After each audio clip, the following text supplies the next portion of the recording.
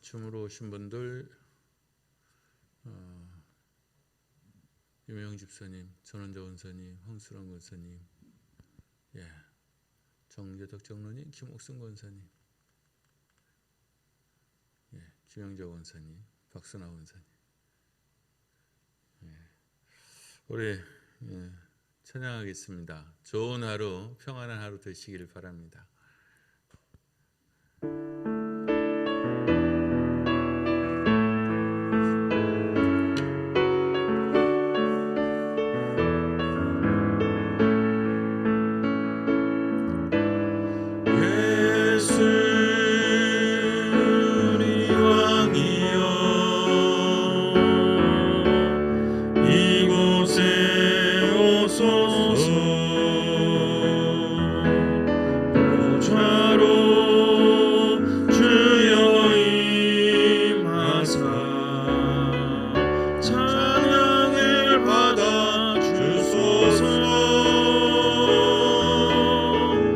주님을 찬양하오니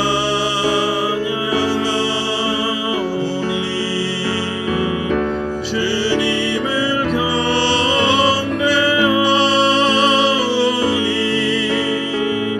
왕이신 예수여 오셔서 좌정하사 다스리소서.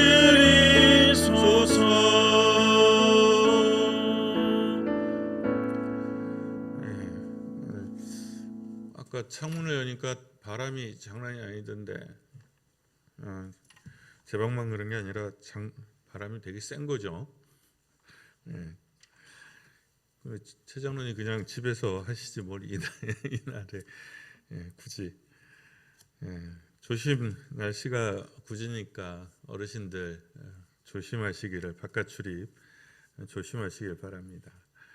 오늘 신명기 17장입니다. 14절에서 20절.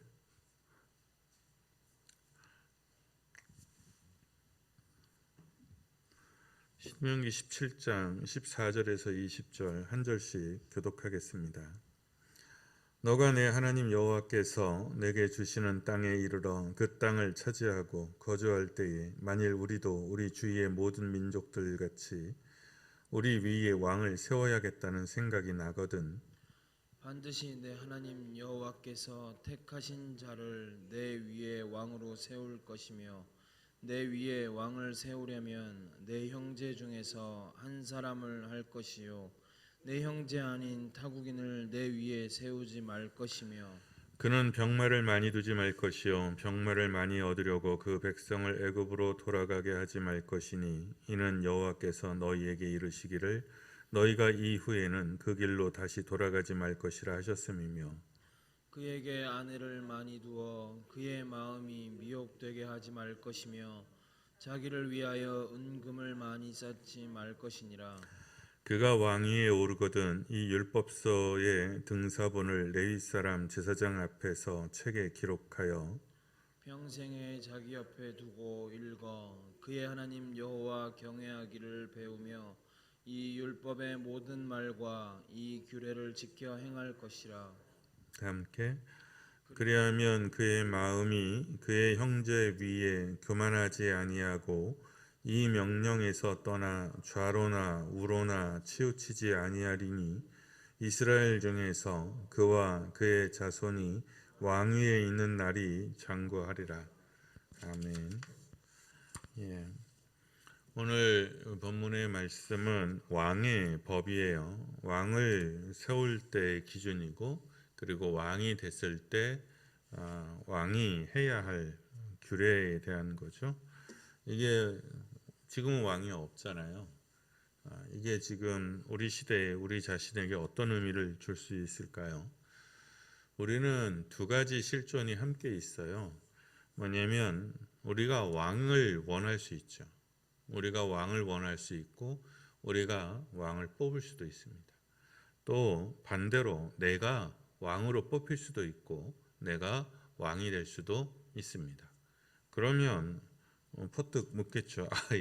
무슨 제가 왕이겠습니까? 그렇죠? 제가 무슨 왕이겠습니까? 이럴 수 있어요. 근데 사실은 누구나 왕이에요. 누구나 다 왕이라고 할 수 있어요.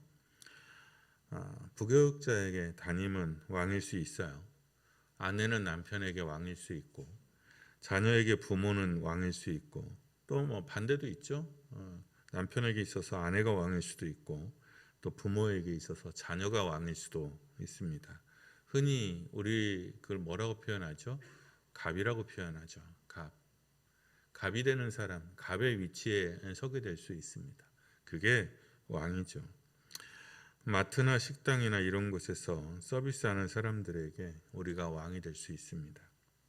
그런데 여러분 기억하셔야 돼요. 하나님은 기본적으로 왕을 원하지 않습니다. 하나님은 권위를 세우기는 했지만 그게 기뻐서 좋아서 옳아서 세운 게 아니에요. 그러니까 어쩔 수 없어서 세운 거예요. 그러니까 하나님은 사람과의 관계에서 어떤 사람이 갑이 되기를 원하지 않습니다. 그리고 어떤 사람이 왕이 되기를 원하지 않습니다. 이게 기본이에요. 이걸 기본적으로 깔고 있으셔야 돼요. 그러니까 누군가에게 왕 노릇을 하면 안 된다는 뜻입니다. 누군가에게 갑질을 하면 안 된다는 뜻이에요. 그럼에도 사람들은 갑을 꿈꾸죠. 누가 을이 되기를 원하겠어요. 그럼에도 사람들은 왕을 꿈꿉니다. 근데 왕을 꿈꾸는 이유가 뭐냐면 마음대로, 자기 마음대로, 내 마음대로 뭔가 해보고 싶어 하기 때문에 그렇습니다. 그래서 권력의 가장 달콤한 게 뭐냐면 내 명령에 의해서 사람이 움직여지고 내 명령을 따라 사람이 막 이렇게 움직여져. 내가 오른쪽 그럼 오른쪽으로 가고 내가 왼쪽 그럼 왼쪽으로 가. 그 다음에 내 판단과 결정에 의해서 다른 사람의 운명이 결정되는 걸 봐요. 해고. 너 해고야. 뭐 너는 저쪽 대구로 발령이야. 뭐 이럴 때 그게 이루어질 때 보면 굉장한 쾌감이 있어요. 근데 그 쾌감이라는 게 어느 정도냐면 마약보다 더해요. 그러니까 거기에 한번 맛들리면 답이 없어요. 그러니까 우리가 중독 그러잖아요. 제일 무서운 중독이 뭐죠? 게임 중독, 뭐 마약 중독, 뭐 알코올 중독 이런 게 다 어마무지한 거잖아요. 그런데 역사적으로 그런 중독들이 왜 무섭습니까? 그게 자기 자신을 망치잖아요. 자기 자신을 망치고 다른 것보다도 거기에 더 많은 가치를 쏟아붓죠. 그래서 흔히 우리 말대로 부모 자식도 몰라본다 그러잖아요. 부모보다 자식보다 게임이 더 중요한 거죠. 내가 술을 마셔서 부모하고 관계가 깨지고 부부 관계가 깨지고 자식과의 관계가 깨지는데도 술을 마십니다. 도박도 마찬가지고 뭐 다 그렇잖아요. 근데 이거는 뭐라 그럴까요? 내가 선택하는 거거든요. 부모보다 자식보다 또 친구보다 교회보다 술을 선택하는 거고 게임을 선택하는 거고 뭐 그런 거잖아요. 근데 권력은 어떻게 합니까? 죽여요. 자기 손으로 부모를 죽이고 자기 손으로 자식을 죽입니다. 중독이 되면 그렇게 돼요. 뭐 아내도 죽이고 장모도 죽이고 그게 조선 역사 500년에서 굉장히 많이 드러났죠. 며느리도 죽이고 그러니까 그게 권력이에요. 그런데 그게 조선에만 있었던 게 아니고 세계 역사의 곳곳에서 일어나요. 기본적으로 그런데 그게요. 교회에서도 있습니다. 교회에서도 권력자들이 있어요. 작은 권력자들, 큰 권력자들이 있습니다. 그거 있으면 안 되는 거예요. 주님은 섬김을 받는 사람이 아니라 섬기는 사람이죠. 주님은 섬김을 받는 사람이 아니라 섬기는 사람입니다. 우리가 누구냐? 주님을 섬기는 사람이지 또 섬김을 받는 사람들이 아니에요. 우리는 누군가를 왕으로 세우고 섬길 수 있어요. 그렇죠? 그때에도 규칙이 있습니다. 첫째는 왕을 기뻐하지 않는다고 했잖아요. 그러니까 여러분 왕을 세우기를 원하시면 안 되는 거예요. 기본적으로. 그죠? 그럼 왕은 누굽니까? 오직 왕은 하나님 한 분뿐이십니다. 그런데 사람들의 연약함을 따라 사람들이 왕을 원할 수도 있습니다. 사람들은 자꾸 눈에 보이는 그 무엇을 쫓기 때문에 그렇죠. 그때에도 규칙이 있어요. 허락하셨다고 해서 하나님이 기뻐하시는 것은 아니에요. 내가 기쁘지는 않지만 내가 허락해 줄 수는 있다. 그럴 때 너희들이 지켜야 되는 규례가 있는데 형제예요. 형제 가운데에서 세우라는 거죠. 같은 믿음 안에 있는 사람, 어떤 특별한 사람, 특출난 사람이 아니라 형제 중에 뽑으라는 거예요. 형제 중에. 그리고 그 왕이 됐을 때 어쩔 수 없이 왕이 될 수 있지 않겠습니까? 내가 원해서든 아니든 사회적 관계 자체가 죄 이후에 불평등하게 됐잖아요. 그래서 갑의 자리에 누군가가 서게 되죠. 그러니까 가부장의 사회, 오랫동안 가부장의 사회였잖아요. 가부장의 사회라는 건 남편이 갑이라는 뜻이에요. 남자와 남편이 갑인, 왕인 세월이 수천 년 동안, 수만 년 동안 이어져 왔어요. 근데 내가 태어나 보니 남자지, 내가 살다 보니 남편이지, 내가 살다 보니 아버지가 된 거잖아요. 그건 내 책임이라고 할 수는 없는 거죠. 사회 자체가 그러니까. 그랬을 때, 그러면 너가 갑의 자리에 섰을 때, 아버지가 됐을 때, 남편이 됐을 때, 사장님이 됐을 때, 손님이 됐을 때, 어떻게 해야 되느냐라는 거예요. 왕은 기본적으로 지켜야 되는 규범이 있는데 그는 말을 많이 두지 말아야 해요. 좋은 말, 많은 말을 얻으려고 애굽으로 내려가지 말아야 해요. 여기서 말은 군대를, 힘을 상징하죠. 이 시대의 가장 강력한 무력은 기마병이었어요. 기마병이 왜 가장 강력한 무력이냐면 그 왕이 흔히 말해서 도시국가의 왕이냐, 도시국가의 이제 성경에 보면 블레셋에서 세겜의 왕, 어디의 왕 이렇게 이제 등장하잖아요. 그런 왕인 경우에는 사실 왕이라고 보기에는 좀 어려워요. 그거는 연합체의 부족장쯤 된다고 봐야 돼요. 그러면 왕이 되려면 기본적으로 뭐가 있어야 되냐면 정규군이 있어야 돼요. 그러니까 이스라엘은 정규군이 없어요. 예비군이에요. 다 예비군이에요. 그냥 다 평소에 농사 짓는 사람들이고 양을 치던 사람이에요. 근데 나팔을 불어. 그러면 소집령이 떨어지면 그때서야 가문에서 누가 누구를 병력으로 차출해서 그때서야 움직이는 거예요. 그 다음에 정규군 중에서 기마병을 가질 수 있느냐는 거예요. 기마병을 가질 수 있느냐, 이거는 기본적으로 그만한 경제력을 갖추고 있느냐의 관건이 돼요. 우리 조선왕조 실록에 보면 이제 각국에서 가끔 진귀한 선물들이 들어와요. 사자도 들어온 적이 있고 사자가 들어온 적도 있고, 코끼리, 낙타, 원숭이, 공작새 이런 짐승들이 이렇게 사절단이 갖고 온 선물로 들어오기도 해요. 근데 태종시대 때는 낙타를 결국 굶어 죽였어요. 왜냐하면 키울 재정이 안 되는 거예요. 여름엔 괜찮은데 겨울에는 이 풀이 없잖아요. 그러니까 콩을 먹여야 되는데 사람 먹을 콩도 없는데 낙타가 얼마나 먹어야 됩니까? 그러니까 결국은 낙타를 굶어 죽였습니다. 그리고 또 그 와중에 코끼리를 선물해 주면 그거 어떡하자는 거죠. 코끼리는 또 귀향을 가요. 막 여기로 저기로 막 귀향을 가요. 결국 걔도 굶어 죽었습니다. 그러니까 조선이라는 나라가 사실 되게 가난한 나라였어요. 어마무지하게 가난한 나라였어요. 근데 기마병을 둔다. 그러니까 전쟁을 위해서 관리하는 말을 둔다는 것은 이게 엄청난 경제력을 의미합니다. 거기에다가 말도 애굽의 준마 이렇게 표현하잖아요. 애굽의 말은 이 동네의 말 중에서 최고의 말로 뽑히거든요. 그리고 진짜 이집트의 말들을 보면 지금도 이집트의 말들을 보면 잘생겼습니다. 잘생겼어요. 그리고 쭉쭉 이렇게 뭐랄까 키도 크고 멋있게 생겼습니다.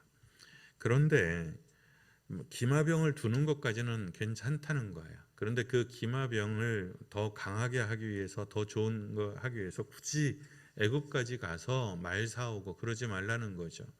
그거는 하나님의 자존심상 이게 허락하고 싶지 않은 거예요. 하나님께서 애굽에서 이렇게 뽑아서 데리고 온 거잖아요. 그러니 애굽으로 내려가지 마라. 그리고 더 기마병을 확대하지 말라는 거죠. 아내를 많이 두지 말아야 돼요. 그리고 율법서를 늘 복사해서 묵상하고 규례를 지켜야 돼요.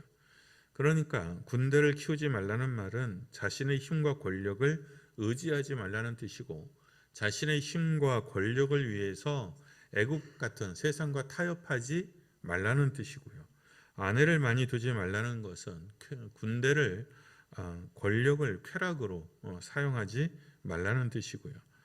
율법서를 가까이 두라는 명령은 왕이 하나님을 섬기는 사람이라는 것을 잊지 말라는 뜻입니다. 그리고 왕의 통치, 하나님의 통치, 하나님의 뜻을 따라서 사람을 다스려야 된다는 걸 의미합니다. 그런데 이건 그냥 표면적인 규례예요. 진짜 의미는 뭐냐면 이게 비교거든요. 이 시대에 다른 동네의 왕들은 어떻게 했냐면 다른 동네의 왕들은 다 자기들이 신의 아들이거나 신이었어요. 그러니까 그냥 왕이 아니라 다른 동네의 왕 파라오는 신의 아들이었어요. 신의 아들이거나 지가 신이었어요. 그래서 자기 마음대로 모든 걸 할 수 있는 거예요.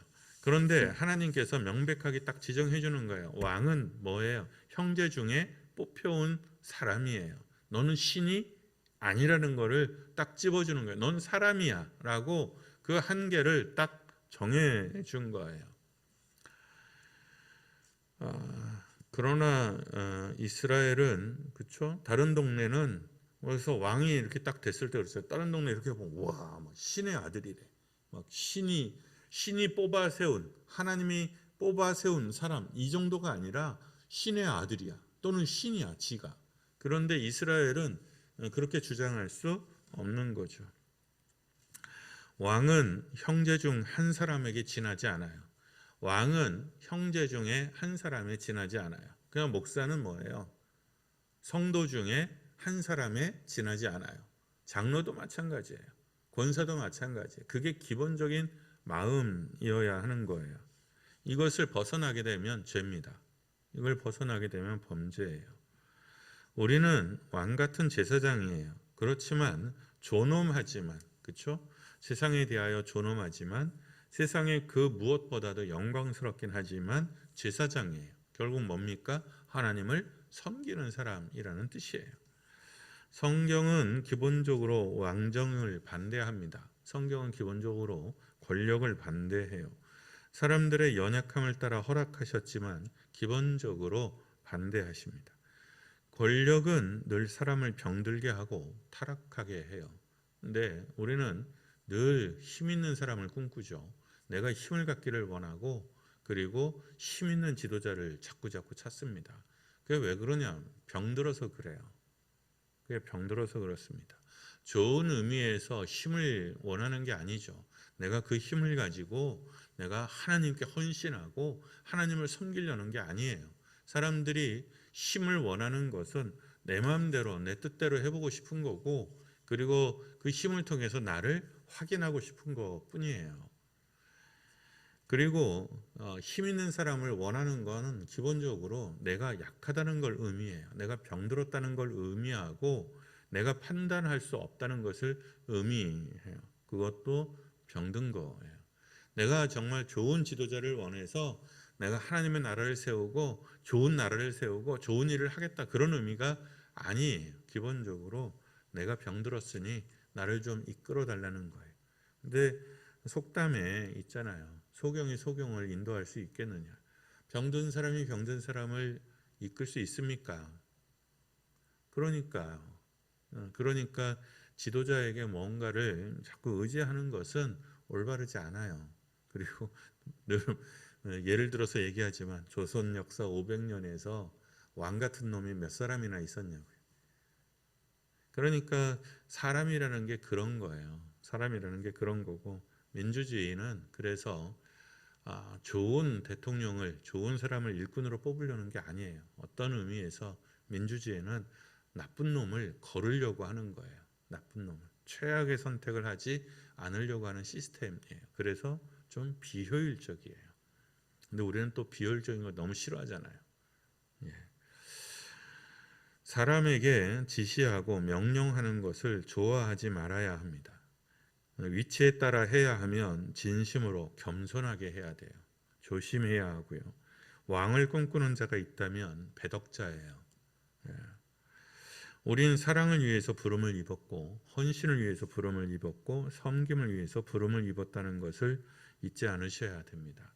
그런데 이게 잊기가 너무 쉽습니다. 왜냐하면 우리는 힘의 시대에 태어났고, 힘의 시대에서 자랐고, 힘의 시대에서 배웠고, 힘의 논리를 배웠습니다. 우리는 섬김의 논리와 사랑의 논리와 헌신의 논리를 배운 게 아니라 우리는 힘의 시대에 힘의 논리를 배운 사람들이거든요. 그러면 우리만 그러냐? 아니요. 온 세상이 그렇습니다. 온 세상이 덜하고 더한 차이가 있을 뿐이지 그게 온 세상이 그렇습니다. 그러니 가만히 있으면 우리는 다 갑의 자리에서 갑질을 할 수밖에 없는 사람들이고, 왕의 자리에서 왕질을 할 수밖에 없는 사람이 되는 겁니다. 그래서 늘 깨어 있어서 예수를 묵상해야 하고 주님을 묵상해야 됩니다. 찬양하고 기도하겠습니다.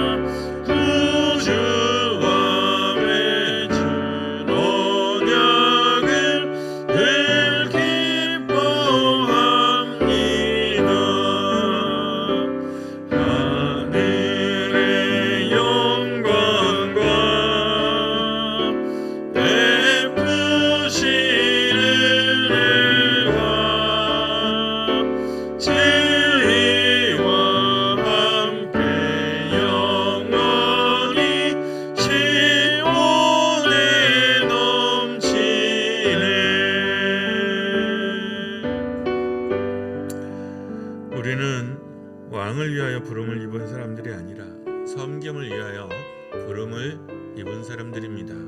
우리는 힘을 위해서, 권력을 위해서 부름을 입은 사람들이 아니라 섬김을 위해서, 사랑을 위해서, 공동체를 세우기 위해서, 공동체를 다스리고 리더하기 위해서 부름을 입은 게 아니라 공동체를 세우고 공동체를 아름답게 하고 복되게 하기 위해서 부름을 입었습니다.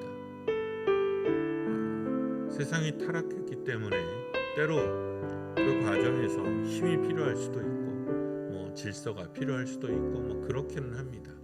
그러나 그것을 통해서 교회를 세우는 것이 아니라 참된 기도와 헌신과 예배와 사랑과 희생과 그것으로 교회가 세워져야 될 거예요.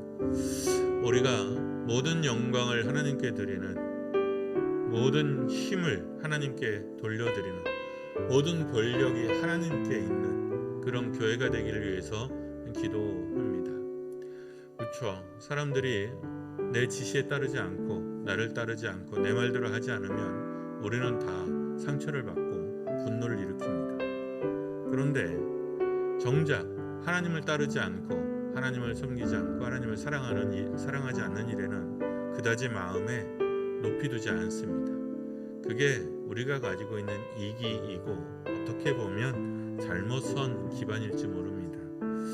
모든 영광을 하나님께 드리는 그런 사람과 그런 리더와 그런 사람들이 되도록 교회를 위해서 기도합니다. 우리 자신을 위해서 기도합니다. 오직 주의 말씀과 뜻을 따라 행하는 신앙이 되도록 기도합니다. 오직 하나님 말을 온전히 섬기는, 하나님의 뜻대로 섬기는 교회가 되도록 기도합니다. 우리 이 시간 함께 여러분 우리 자신을 위해서 기도합니다. 기도합니다.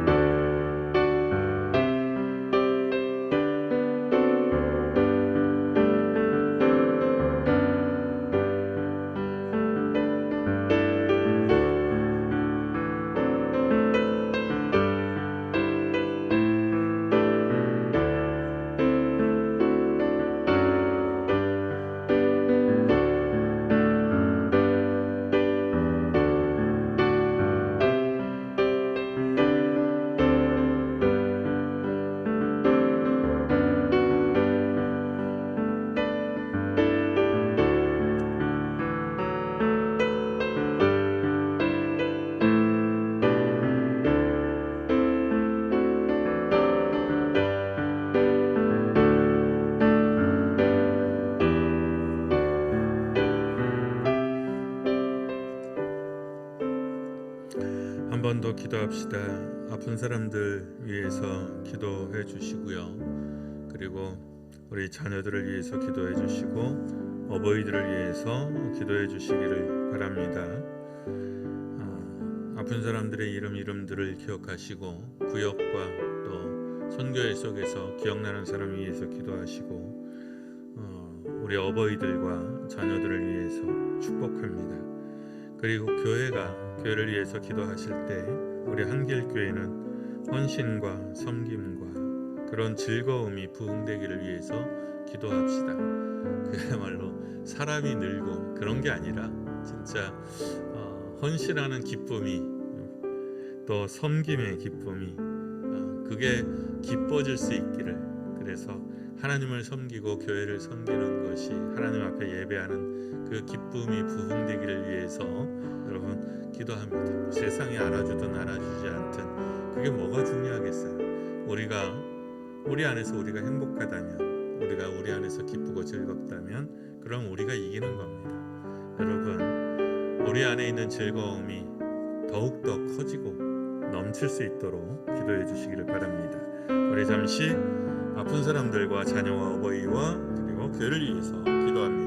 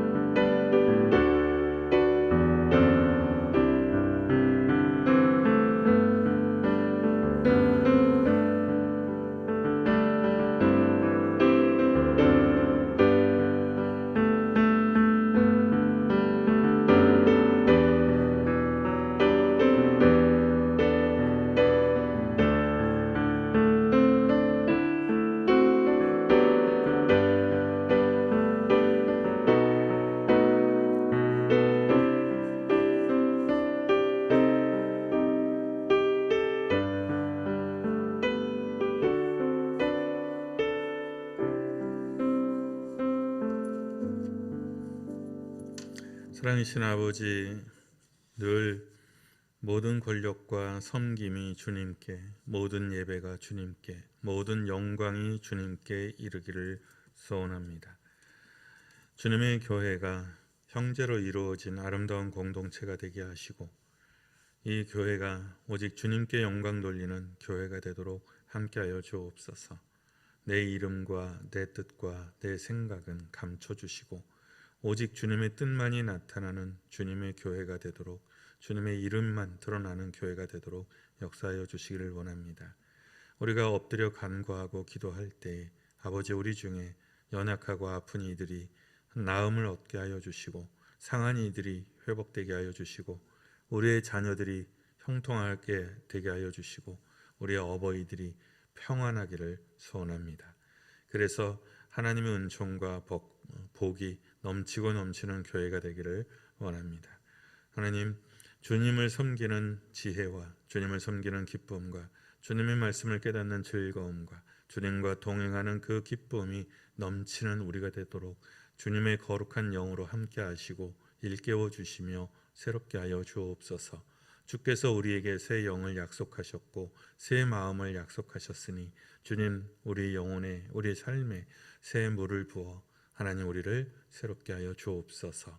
그리하여 여기에서 우리 삶에서 주님의 나라와 주님의 의가, 주님의 인격이, 주님의 얼굴이 드러나기를 원합니다.